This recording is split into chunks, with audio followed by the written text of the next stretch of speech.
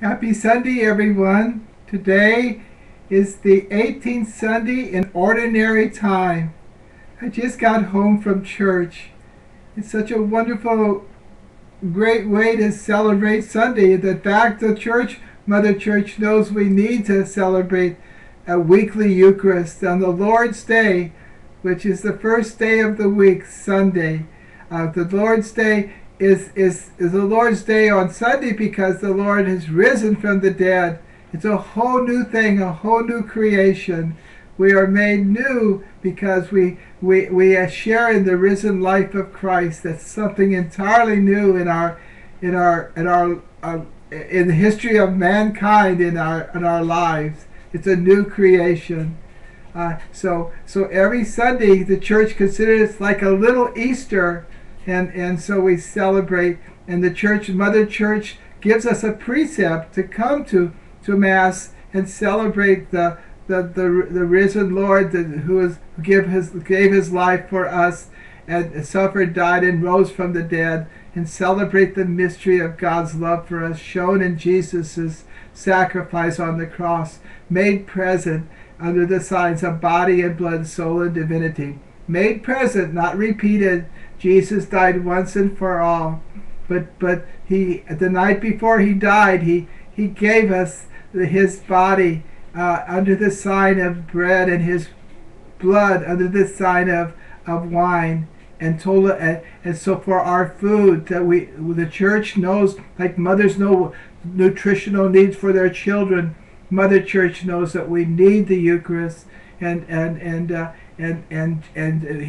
Mother Church gives us that precept to not only have Sunday rest, no unnecessary servile work, and also the Sunday Eucharist. It's not a chore; it's a joy. Oh, I was so happy to be there. I saw families that loved each other. I could see how the husband treated the wife and let her in first in the pew. I could see dads holding their children and giving them a pat when they needed a little assurance. I see mothers just fussing about the kids and the girls and their everything. Just delightful care and every detail of their children's life, of their spouse's life. And they come together to celebrate the Eucharist, which is a covenant, a relationship of the divine bridegroom, Jesus, who is the divine bridegroom. And guess who's the bride? We are. The church is the bride of Christ. So he renews the covenant of the new covenant, which is a covenant of a nuptial covenant. Jesus, the bridegroom, and the church, the bride. And so those couples there represent, that St. Paul says, the husband's supposed to love the wife as Jesus loves the church. How did he love the church? He gave his life for the church, every drop of his precious blood. And the wife is supposed to, the church is supposed to receive that love, to be totally receptive to his love, and to surrender ourselves to Jesus, to let him do what he wishes with us, to let him do the Father's will in us. So I am so enlivened. I'm practically in tears every time I see acts of love between mother and father and the kids, and when the kids get a little bit loud or something, who cares? I say that's their way of worshiping God, because they're being who they are, and we're all on their side. That's why I tell them not to worry about it. I see older people too. They're so faithful. They could be in their air-conditioned homes and watching TV or something, because it's very hot outside now, and there's heat warnings and everything. People have died because of the heat. Oh, Peanut he's stirring here. Peanut wanted me to see you all. Make sure that he makes his cameo appearance here. He got on when he heard I was on YouTube. He jumped up. Well, he didn't. I picked him up. but he wanted to be with me. He wanted to be with me to play. But anyway, here's Peanut. He's a precious little creature, a little dog, a little pet. He gives us so much joy. And Angel, I just heard her prancing by here. I don't know where she's at. But anyway, this is my Peanut. Really, it's not mine, it's Scott's, my stepson's and his family, but I'm taking care of it. But I've sort of appropriated him for the time being. Oh, okay. But anyway, old people at church, old people. I'm old people. I'll be 72 on December 13th, my lucky day. 13th, I just love that stuff. I walk under you shouldn't, but under ladders and break mirrors and encourage black cats to run across my path. I don't believe in all that superstitious craziness. It's not. God is. If there's anything evil spirits running around or trying to do their thing, I trust God and I trust the holy angels, and we don't have to be worried about something lurking around the corner. God protects us when we're in His grace. He won't let anything happen to us, and He sure doesn't want us to be worried about horseshoes and rabbit foots and all those things. We put our trust in God and not in these things. They're like little pieces of idolatry, you know. They're given something that's God's due to God, like the stars, like the astrology stuff, and due to God.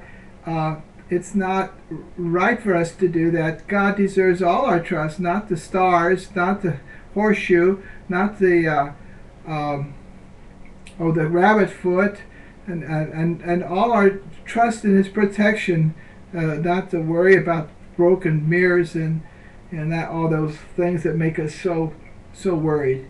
God wants us to be happy and free children.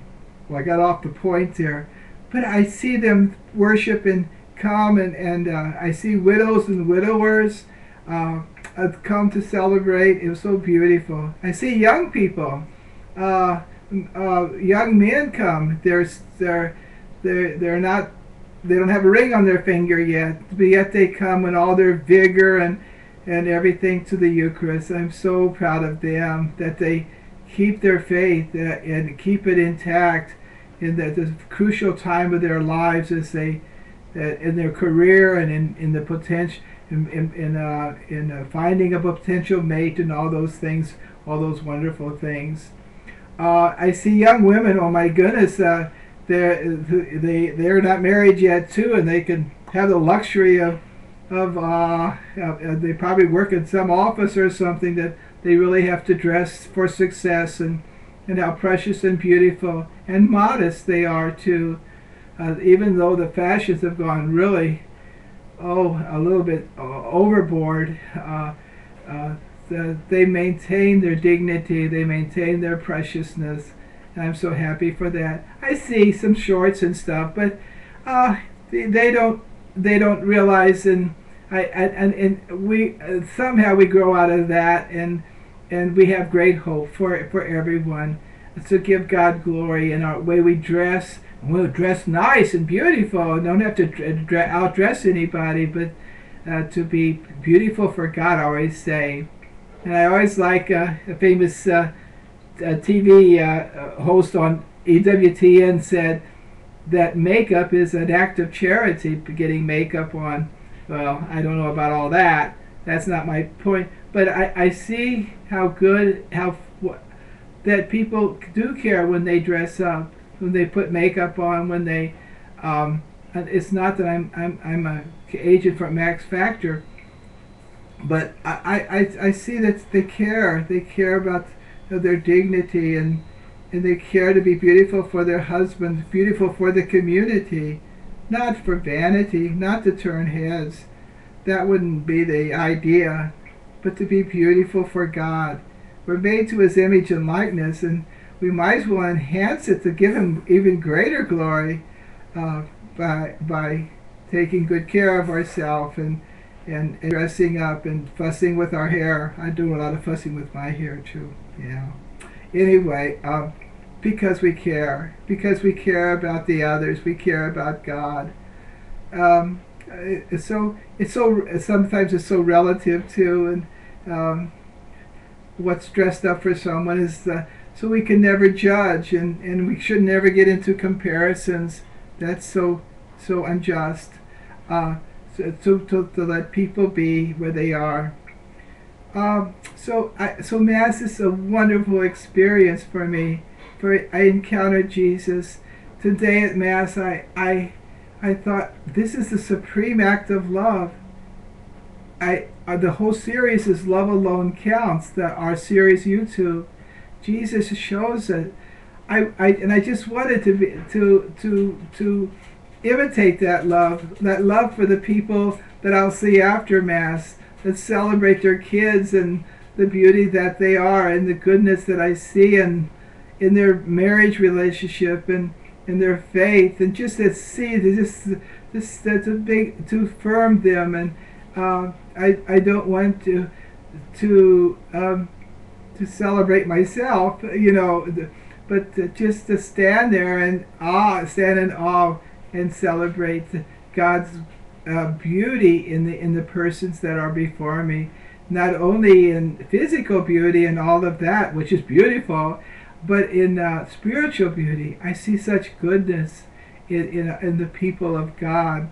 I see grace working in them, to be able to go over my shyness, over my wanting to act out my own needs or something like that, but to be selfless and give myself to others in happy conversation and being crazy like that's my natural on that one, but in affirming them. But even more than that, and I see that in the husbands and wives and family, the daily grind to just keep on trucking, that unflappable love I talked about from that beautiful movie, Life is Beautiful. I just saw a couple today, and I encourage them to watch it, no matter how things are, how unnoble we feel and not very saintly, and we just keep on faithfully doing God's will in each moment with that unflappable love, the love that doesn't stop. It just keeps on giving, and that's the love that Jesus shows us on the way to the cross. He fell 3 times, he got right back up, and he gave his life upon the cross for love of his spouse, the divine bridegroom, the love that he is to the spouse of which is the church, all of us. And he calls us to be happy, because that death on the cross led to a joy. He rose from the dead, and to live that new life with joy and share that joy and that happiness by our loving others the way he loved. And no greater love than this no man has, he said, than to lay down his life for his friends. Well, we do it daily in our love, forgetting our number one, and loving others. God bless you. Happy Sunday.